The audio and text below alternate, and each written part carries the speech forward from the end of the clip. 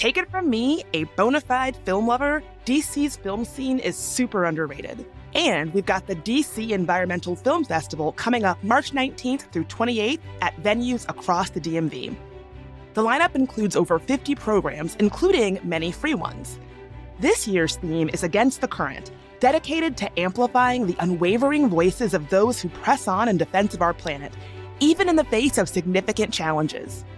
Catch the Leonardo DiCaprio-produced Yanuni, which follows an indigenous chief from the Brazilian Amazon who survived 6 assassination attempts to become Brazil's first Secretary of Indigenous Rights, the DC premiere of the Sundance Award winner Nuisance Bear, and several family-friendly picks like The Last Whale Singer. Learn more and get tickets at dceff.org. That's dceff.org.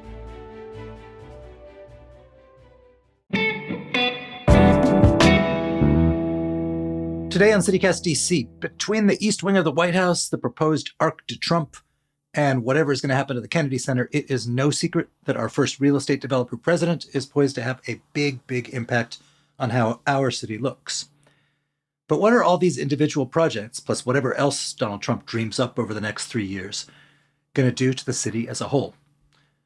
According to one of America's foremost architecture critics, the answer is nothing good. I sat down with Paul Goldberger, the longtime New York Times and New Yorker critic, who wrote a blistering essay about the Trump effect on DC's delicately balanced cityscape. We went from talking about the shape of Washington to discussing the nature of cities in general. I had a lot of fun, and I hope you'll stick around.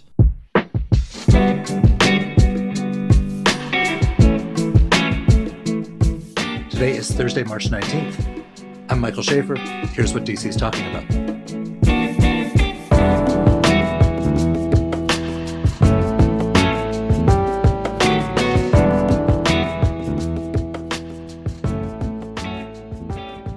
Paul Goldberger, welcome. Thank you. Good to be here. So you spent years as the architecture critic of the New York Times and the New Yorker. You have, I assume, because of that, written about various things that were built in Washington over the years. A lot over the years, yes. I would reckon you've never written a column like you did this month when you wrote that, quote, Trump will destroy Washington if it's the last thing he does. What do you mean by that? What's he doing? Well, I didn't write the headline, although I don't object to it either. I agree. What I meant is that I think Trump fundamentally misunderstands Washington. He envisions it as a place of imperial grandeur because he envisions himself more as an emperor than as a democratic president. And he's trying to reshape it to be, the seat of an empire. Well, we are supposed to be a democracy, not an empire. And he doesn't seem to quite understand that. The way it's playing out in architecture is hardly as important as the way it's playing out in a lot of other places, but it means a huge amount because Washington has always symbolized the modesty and the openness and the participatory nature of democracy. And he's trying to turn that into something else. So I think a lot of people would look at Washington and say, these vistas and these grand avenues is sort of imperial. But you have a different understanding both of Washington and I think of cities in general. Yes, I do. There is indeed something very grand about Washington and very moving. This is a big country. It wasn't as big when it was founded, but it certainly had big ambitions. And it had ambitions to be a different kind of country, to be a place in which royal power did not govern all. And it also began, in a much more casual sort of way. And I feel that the essential fact about any great city, Washington, New York, Paris, Rome, Tokyo, what have you, is not pure and perfect order. It's that amazing combination of random things, of energy, of life on the street, things like that, with a certain amount of order and dignity and so forth. And I think Trump understands none of that. That's a really big part of the problem. Well, I think you also write that he fears some of that. I think he does fear some of that. I think what dictators want more than anything is order. They in fact sell themselves to the public on the idea that they alone can provide order and stability. I mean, obviously, a city cannot be about total disorder or the world is chaos and society is not functioning. But one of the magical things about cities is that they combine order and disorder in a fantastic and I think very life-affirming way. And I think that's too subtle for Trump, we might say. So in your piece, you mentioned a few projects that most people are pretty familiar with by now. The new White House ballroom, the arch that people are calling the Arc de Trump, and whatever may happen to the Kennedy Center when they close it for quote unquote repairs starting this summer in the face of plummeting ticket sales.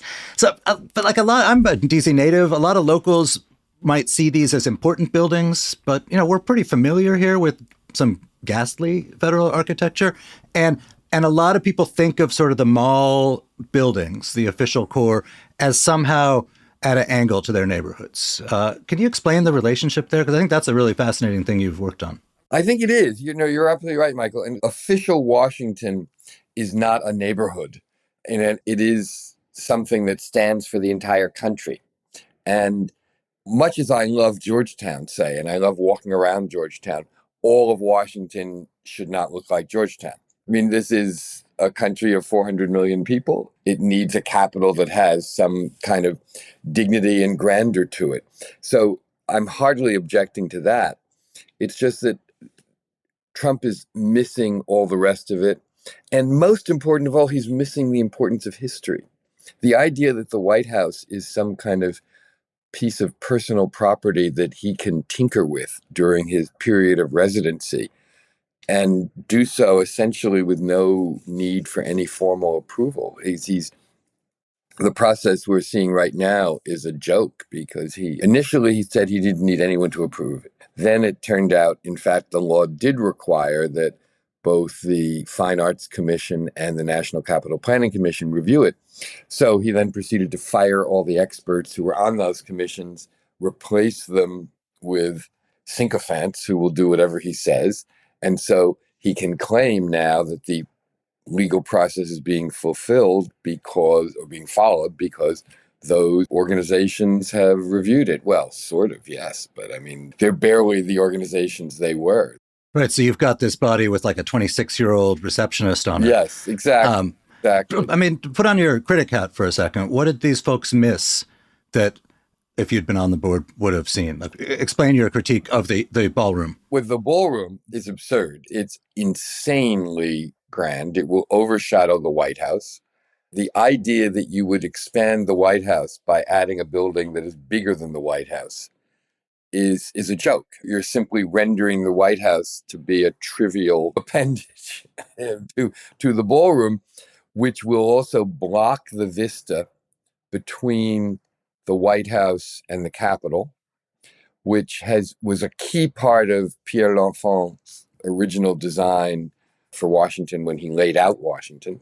The idea that the Capitol representing the people and the White House, where the president, whose job was not to determine the laws, but to execute them, would live. Putting this huge ballroom in front of it is a way of saying that the imperial side of the White House, the emperor, the wannabe emperor side of the White House, is so important it's going to block the view of the Capitol, where the representatives of the people presumably overlook the White House. Well, so the symbolism is really, actually, when you think about it, the symbolism is pretty bad there. It's completely saying that imperial grandeur, no pun intended, trumps the people's view here. And then, since my piece came out, some other news appeared that is pretty shocking, which is that the current chairman of the Fine Arts Commission said that he wants to propose that the columns on the north portico of the original White House be modified to make them more ornate, to make them Corinthian, because Trump apparently prefers that style of column. And he said that it was so that the White House would match the ballroom. So the White House would match the ballroom. Wait effectively, the ballroom is dictating to the White House. Precisely. Somebody's logic is a little bit backwards here. I think that's a key problem. But also, the idea that at that point you're literally tampering with what was done by the original architect of the White House. The North Portico was not part of the original design, but it was added only a few years later by the original architect of the building, James Hoban. So you really are tampering at that point with the original. And there's something almost, even though that's a much smaller change compared to the ballroom, there's something about it that's almost scarier in a way.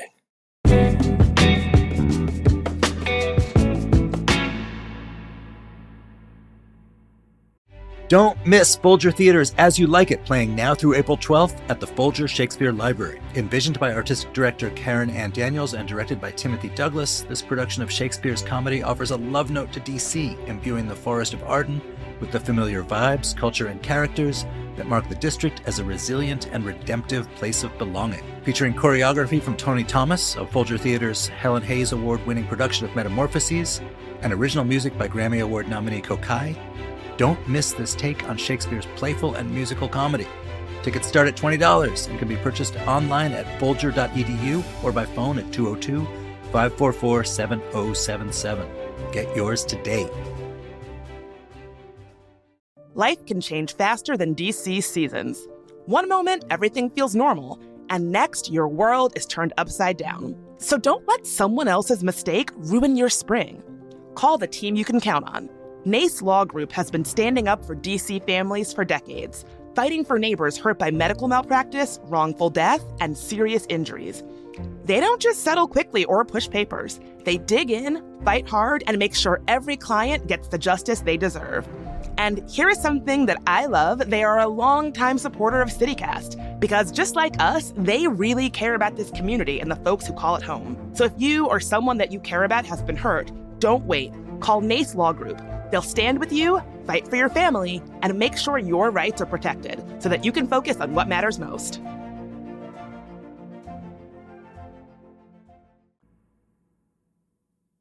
And the other piece I'd love to hear your critique of is the Arc de Trump, which you write about how it interferes with the relationship between the Lincoln Memorial and Arlington Cemetery. Yeah, I mean, the Arc de Trump, which we hope will never happen,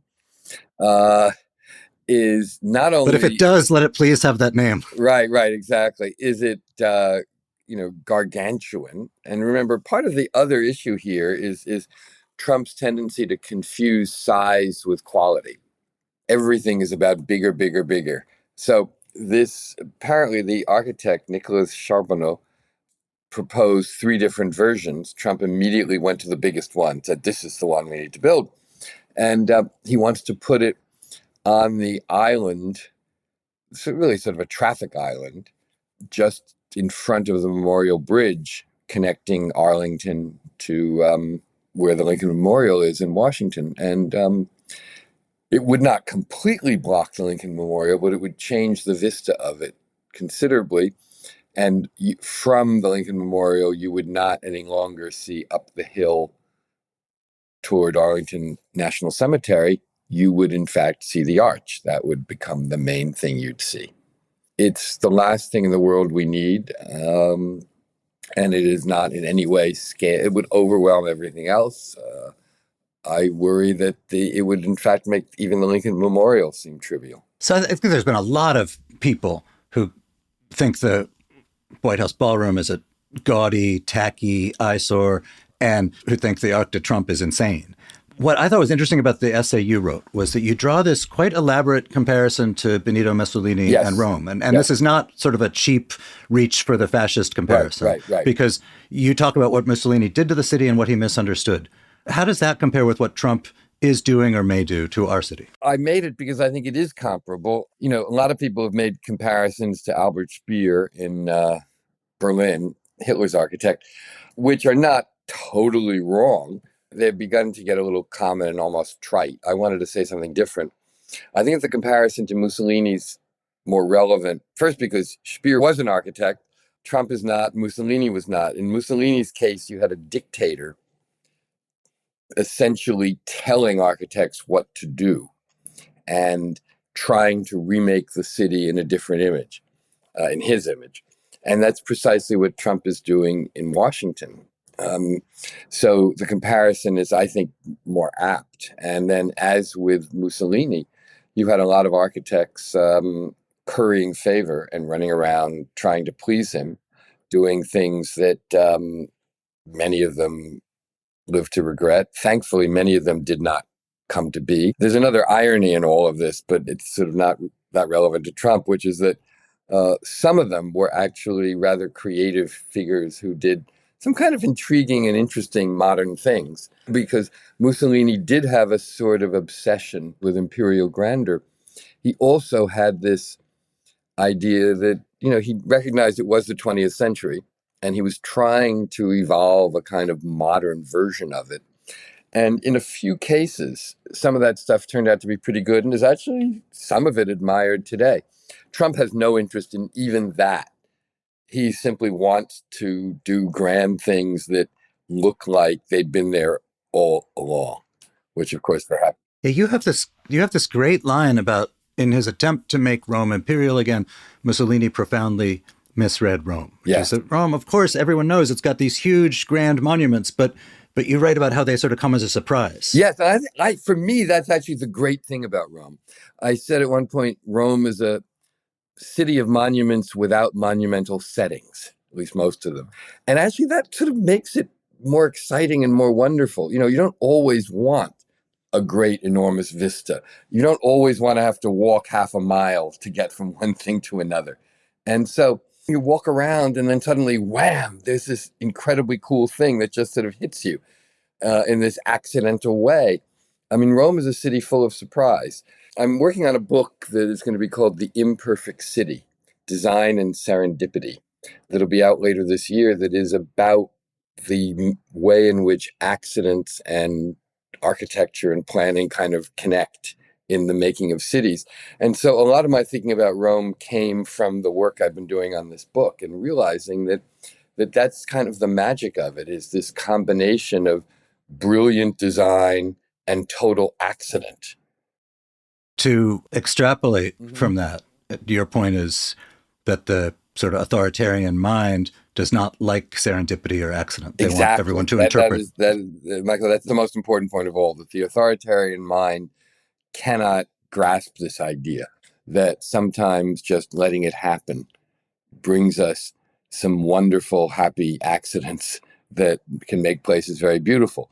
That doesn't mean we can totally let things happen or it becomes chaos, but that balance of authority and kind of stepping back and knowing how to fine tune that and how to manage that, in a way, that's kind of the idea of democracy, is that, governing government, but not too much government.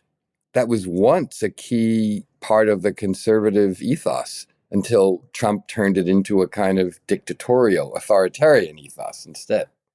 Right, so in sort of conservative MAGA intellectual circles, and I've talked to some of these people, and I think there's a lot of people who are quite sincere in this belief. There's this real belief in how important it is to have a quote unquote classical style. Right. There's a revulsion against some of the trends that were, in their telling, foisted on people in the 20th century.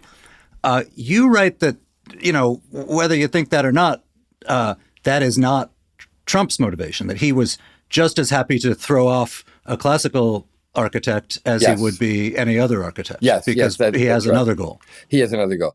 He thinks traditional classical architecture symbolizes money, power, and a sense of connection to the larger forces of history. But what he really wants more than anything is just size and grandeur. And the first architect working on the ballroom withdrew when he and Trump could not agree on the size. He wanted it to be relatively more modest, and Trump just wanted bigger, more, bigger. So he found somebody else who would essentially take dictation from him and do whatever he ordered, which is where the current design is. But, a longstanding conservative critique in architecture is that people have been too deferential to the architectural profession and particularly to its elite members, particularly governments and universities and institutions. People who don't actually have to live in the house that's getting made have said, sure thing, you genius, to their detriment. That's what I think a lot of the conservatives think is going on here, that like, at last we have a president who's acting like a client who's going to have their opinion instead of just deferring to these folks. Look, there's no excuse for a bad building. And there's plenty of bad buildings, both modern and traditional. And ultimately, architecture is about solving problems as much as it is about creating beautiful objects. And a great work of architecture has to be able to do both. It can't be one or the other. It has to be both at the same time. That's the challenge of architecture, and indeed, we might even say the paradox of architecture, that it's trying to do two things that are often somewhat contradictory. It's a practical thing and it's a work of art. And certainly there have been times when that balance has not been quite right. More often, frankly, it's more wrong on the other direction. It's not a work of art at all. It's just an ugly thing. But sometimes there are buildings that have been very self-conscious works of art that have not worked very well. And sometimes that's indeed the fault of the architect. I don't think that explains this particular situation, because I don't see how this building particularly functions very well. It's so gargantuan. Not only does it overwhelm the White House from the outside and block this historically important vista, it also is not going to work terribly well in the inside. I mean, one of the problems of a ballroom that seats 1,000 people is that if you have even 500 people in it, it looks pretty empty and weird and uncomfortable. So what are you going to do with this thing the other time? Are you going to like put a bunch of potted palms around in a little circle in the middle and have 10 tables just clustered in the middle and all the rest of it is empty? That's going to be pretty weird. According to standards in the catering industry, it is far more space than you need even for 1,000 people. And the kitchen is gargantuan. I think some of the size is driven by the desire to have other things in this building, including, underground bunkers and things like that.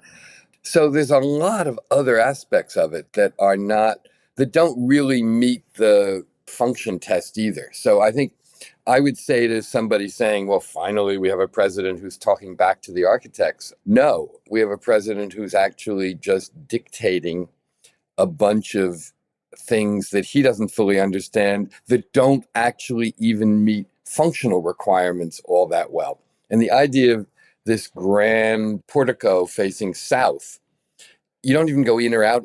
It's an emergency exit with a grand stair going down into the what used to be the gardens that have now been changed and redesigned as well.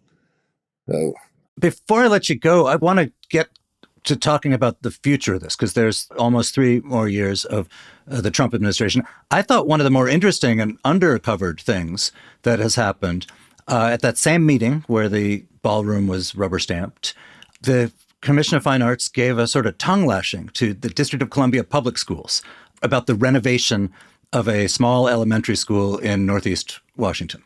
It's not beautiful enough. It's not whatever. Right.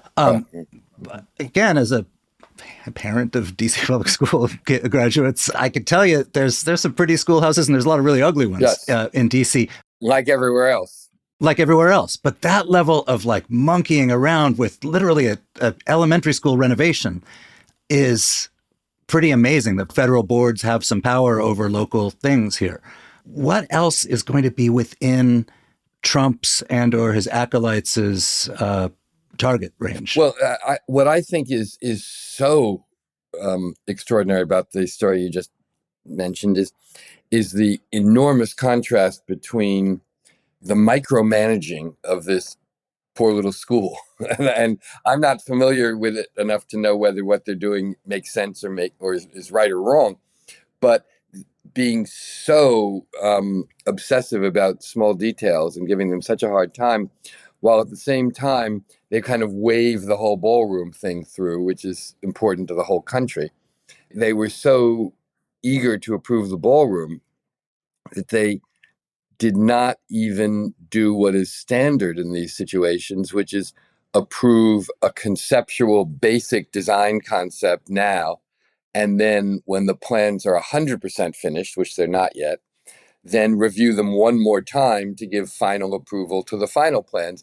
They said to the architect and to the president, this is fine. And in fact, you don't need to come back. We're waving you through the entire process right now. So they gave this key building of enormous symbolic importance to the entire country, essentially, a free pass through the commission process, while at the same time, just to show that they really are rigorous and strong and they really pay attention to their mission, they then put all the attention on this poor little local school. So there's a kind of hypocrisy to all of that, really. Laws can be undone. Criminals can get put in jail. Architecture, particularly when you knock something down, is a lot harder to undo. Looking back at your studying Rome, is there a way for a city to recover from this? Rome is not exactly a horrible place today. No, Rome's a pretty wonderful place today. It's a fantastic city.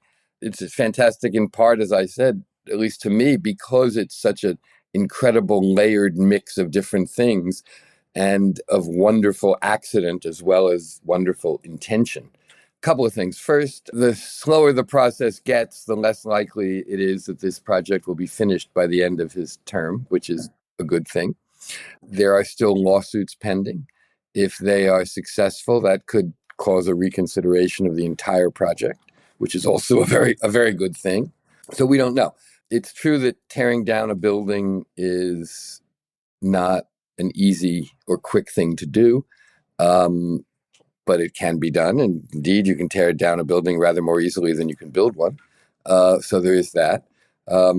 I know Frank Lloyd Wright once said, doctors can bury their mistakes, architects can only plant ivy. Right. We could plant a lot of ivy on it too. Let's worry about that when we get to that point, I would say. At this point, I hope that those who are trying to get this project either stopped completely or radically reduced in size and redesigned are successful. And the process still has to play itself out through the legal process and the legal challenges to the project. Leaving aside the ballroom, are there other things that you are worried about happening in the next 2-3 years? Yeah. First, who knows what he may think of to distract people from the last thing that he did, to distract people from the previous thing that he did. I know that he's proposed painting the executive office building to the west of the White House white. That would be turn that building, which is a interesting and complicated piece of architecture that some people dislike, others love. It's a grand Second Empire building of a whole different style architecturally than most of the rest of Washington. Painting it white will turn it into a kind of frivolous wedding cake. It also, those who know about building technology and materials and so forth say that, in fact, a building of stone like that should not be painted permanently. It's actually not good for the stone. It will not help the long-term health of that building. So I hope that can be derailed. But again, who knows what else he may come up with if he sort of feels empowered by all this. And now I think part of the problem is that he thinks he's just warming up. And who knows what he will think of that hasn't even come to fore yet. Paul, thank you so much for being here. Thank you very much, Michael. I've enjoyed it.